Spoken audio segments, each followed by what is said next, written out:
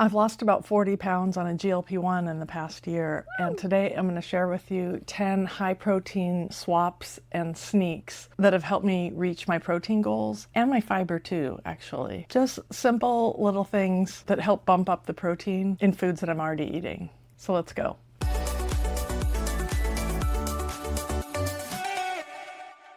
If you're new here, hi, I'm Bobby. I've been on a GLP-1 for 62 weeks. My starting weight was 210.1 pounds. I've lost about 40 pounds. I'm around 170, but I don't weigh myself every day, so I'm not exactly sure what I weigh like today. I've been sharing my GLP-1 health journey here on YouTube since I started. GLP-1s were like my last hope. I didn't really struggle with my weight until after menopause, and then I just kept gaining weight after menopause no matter what I did. And a GLP-1 is what sort of fixed my metabolism so that now I can lose weight, not in any kind of fast, dramatic way, just in a normal, less than a pound a week on average way. But I am feeling healthier and my medical health is better than it's been in ages. The GLP-1 helped me get my A1C under control, my blood pressure under control, and I just feel more like myself. So if you know one thing about eating on a GLP-1, it's probably that protein is so important. And I've been trying to get 100 grams or more of protein a day, which isn't always easy. One of the things I struggle with is eating 3 meals a day, and I've gotten a lot better at it. I've worked with a dietitian. But even if I eat 3 kind of normal meals a day, that might get me to 75 to 90 grams of protein. So I've just kind of come up with little ways to bump meals up by like 8 to 10 grams of protein. And a lot of these ways also increase the fiber, which is another good thing because fiber is important for our digestion. And 25 to 35 grams of fiber a day is what is recommended for women. So that's what I try to hit. Okay, I've divided this up into simple swaps and then little like sneaky sneaks where you can add something that you wouldn't normally add that's gonna bump up the protein. The first swap you've probably heard me talk about before if you've watched any of my other videos, and it is to switch to a low-carb pasta. My favorite is this brand Al Dente Carbonata, but there are a lot of low-carb pastas on the market now, and so many of them are even available in supermarkets. When they take the carbs out, basically what they're putting back in is plant protein. And plant protein that also has quite a bit of fiber in it. If you look at the nutrition label of a standard, just regular pasta serving, 2 ounces of pasta will have 7 grams of protein, 42 grams of carbs, and about 3 grams of fiber, and then negligible amounts of fat. Now compare that to carbonata pasta, and 2 ounces has 15 grams of protein and only 25 grams of carbs with 8 grams of fiber, and still negligible amounts of fat. So you're about doubling your protein serving if you're eating low-carb pasta, and you're also bumping up your fiber by more than double. I usually eat 3 ounces of this pasta at a meal, even though the serving size says 2 ounces. 3 ounces is what works for me. So I'm actually getting over 20 grams of protein just from the pasta, let alone what I might add to it. This has been a really easy swap for me to, again, just bump up the protein in a way that I don't even notice it.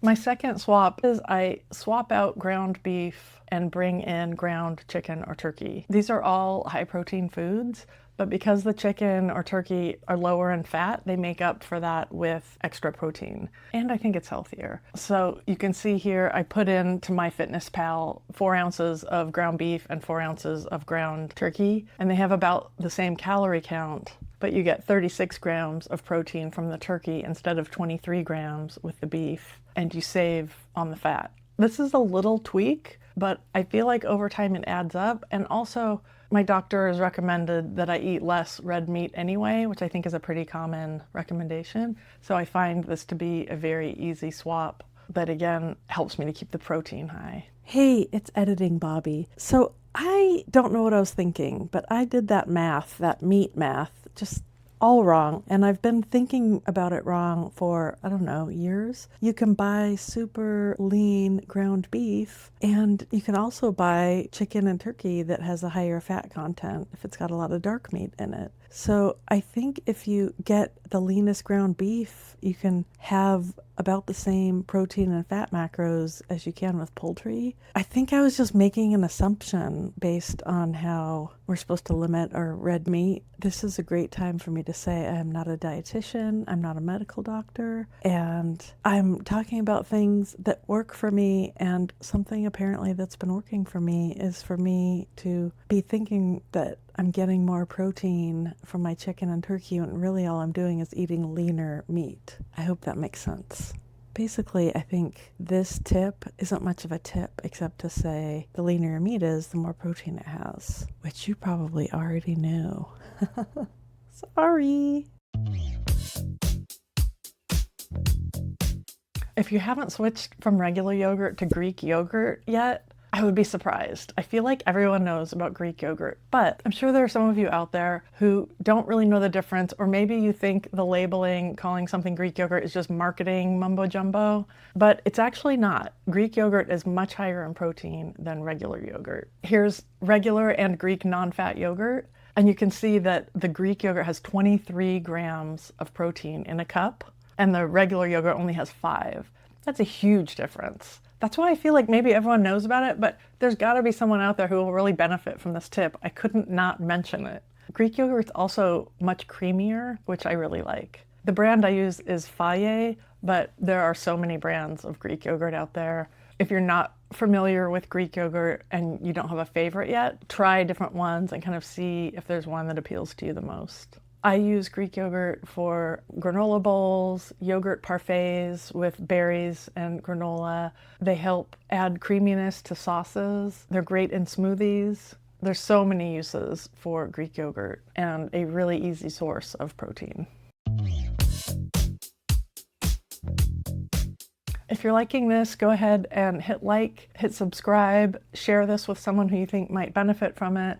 Liking a video is a way to let the YouTube algorithm know that this is good content that they could show to other people who are looking for suggestions on what to eat on a GLP-1. Thanks. Okay, my next swap is using low-carb tortillas instead of regular tortillas. I don't taste the difference.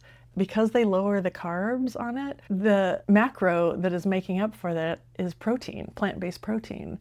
Also, low-carb tortillas are filled with fiber. I sometimes actually have to watch out to not get too much fiber because that can be constipating. And so this isn't something that I eat every day, but when I do want a quesadilla or something, I will use a low-carb tortilla. Here's the nutrition label for just a regular flour tortilla.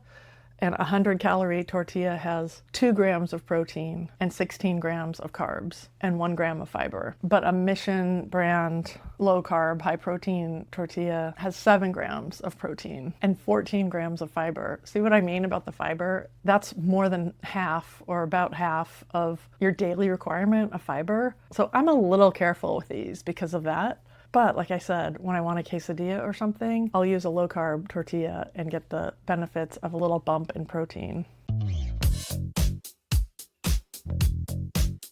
Okay, you might know this about me. I eat a lot of salads. I eat a salad every day. And you know how you want something crunchy in your salad? Nuts can do that sometimes, but they also can get kind of soggy. Croutons are a great crunch, but what I found will provide that crunch is to substitute roasted chickpeas or roasted edamame for croutons. I found these at TJ Maxx, of all places.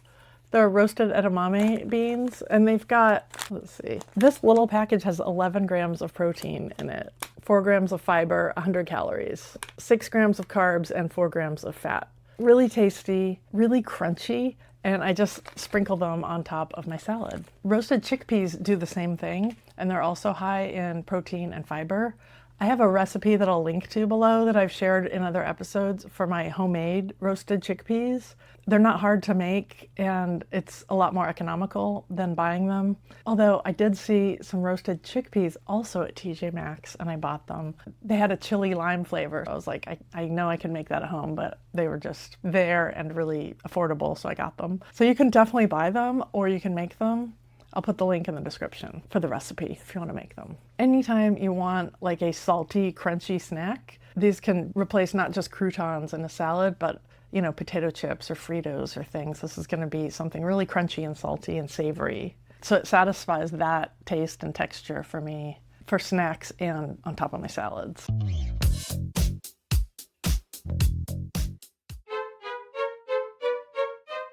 I'm calling this next section Sneaky Sneaks because they really are about adding something that won't really be noticed, but that will boost up your protein. If you have been looking for high protein sources of food, and if you can eat dairy, you probably know about cottage cheese. If you put some fruit on some cottage cheese, you've got a really healthy high protein snack.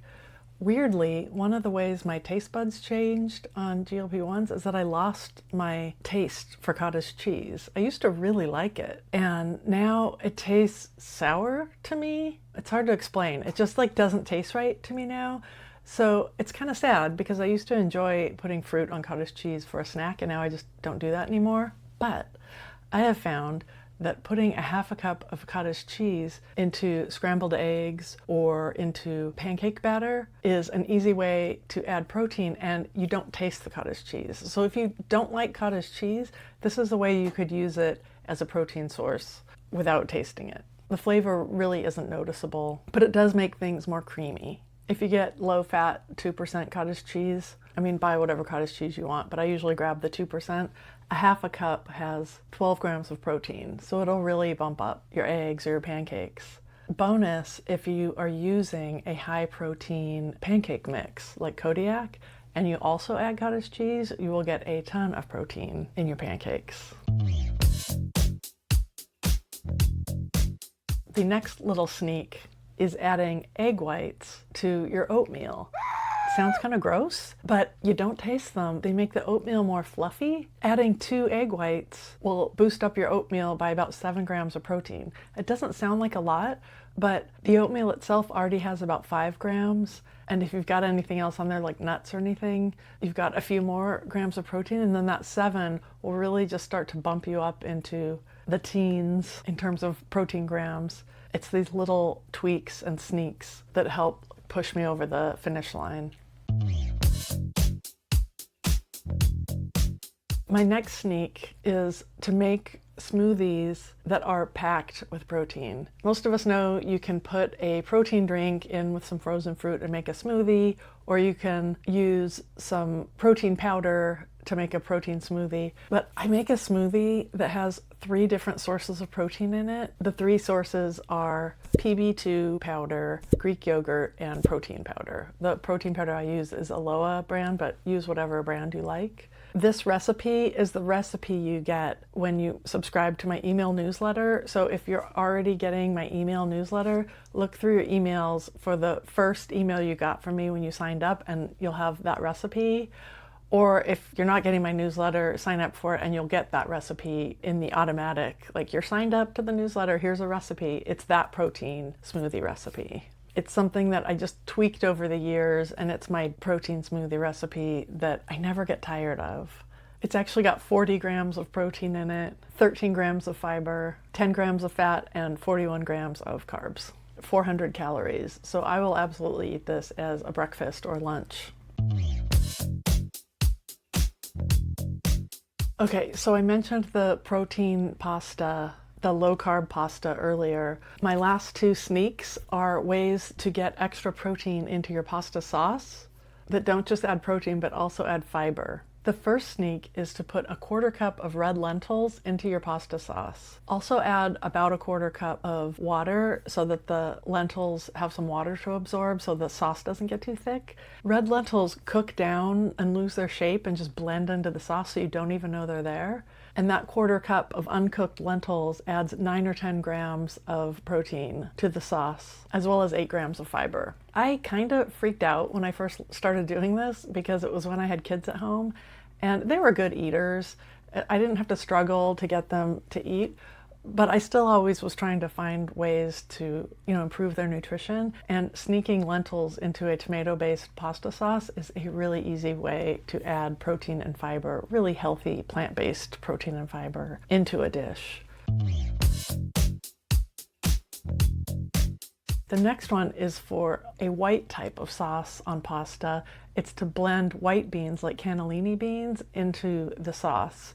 A half a cup of cooked white beans is going to add 7 or 8 grams of protein to your dish, and it has a really creamy, neutral taste. You can also do this for cheese sauces, soups, any kind of dip. You can do it with mac and cheese. If I'm making enough white sauce for 4 servings of pasta, I'll use 1 can of white beans, and that'll be about a half a cup of cooked beans per serving, so I know that I'm boosting up my protein by about 8 grams. I like beans. It's not like I have to sneak them into my diet, but maybe I don't want to eat beans every day.